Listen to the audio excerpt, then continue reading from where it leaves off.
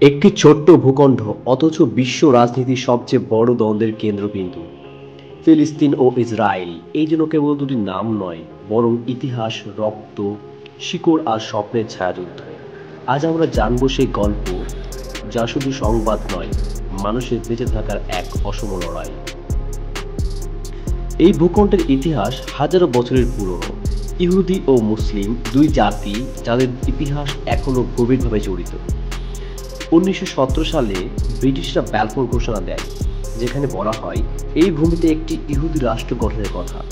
এরপর 1948 সালে ইসরায়েল রাষ্ট্র গঠিত হয়, আর সেখানেই শুরু হয় ফিলিস্তিনি জনগণের জন্য এক দীর্ঘ বেদনাদায়ক অধ্যায়।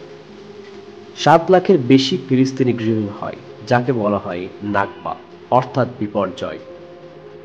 এই ইতিহাস আজও তাদের জীবনের অংশ হয়ে আছে। বর্তমানে ফিলিস্তিন প্রধানত দুই ভাগে বিভক্ত: গাজা স্ট্রিপ এবং পশ্চিম তীর।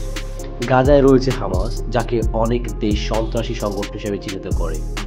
অন্যদিকে পশ্চিম তীরে রয়েছে ফাতাহ দলের নিয়ন্ত্রণে।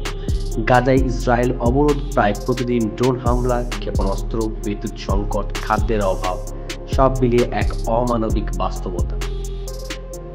ইসরায়েল বলছে তারা আত্মরক্ষার জন্য এসব করছে, কিন্তু প্রশ্ন রয়ে যায়, এই আত্মরক্ষার খরচ কে দিচ্ছে? আর পশ্চিম তীরে প্রতিনিয়ত বাড়ছে ইসরায়েলি বসতি, যার ফলে ফিলিস্তিনি জনগণের চলাফেরা, জমি ও অধিকার হুমকির মুখে। এই সংঘাতে সবচেয়ে বেশি ক্ষতিগ্রস্ত হচ্ছে সাধারণ মানুষ। একজন ফিলিস্তিনি মা বলেন, আমার ছেলে জন্ম থেকে এখনো পর্যন্ত কখনো টানা 1 সপ্তাহ শান্তিতে ঘুমাতে পারেনি। তিনি আরো বলেন, প্রতিদিন আতঙ্কে কাটে, কখন কোথা থেকে রকেট আসবে বলা যায় না। এই কথাগুলো শুধু বর্ণনা নয়, এগুলো জীবনের বাস্তবতা।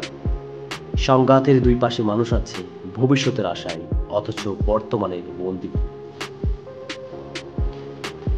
এই সংকট আন্তর্জাতিক মহলেও বারবার আলোচনায় এসেছে, কিন্তু সমাধান এখনো বহু দূরে। কেউ বলছে 2 রাষ্ট্র সমাধান, কেউ বলছে একটি গণতান্ত্রিক রাষ্ট্র সব জাতির জন্য।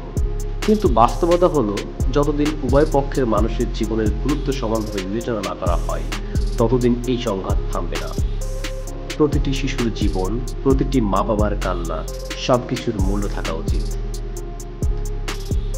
ফিলিস্তিন এখনো খুঁজছে এক শান্তির দিন, যা তাদের প্রতিদিন হারাচ্ছে পরিবার, ঘর, স্বপ্ন।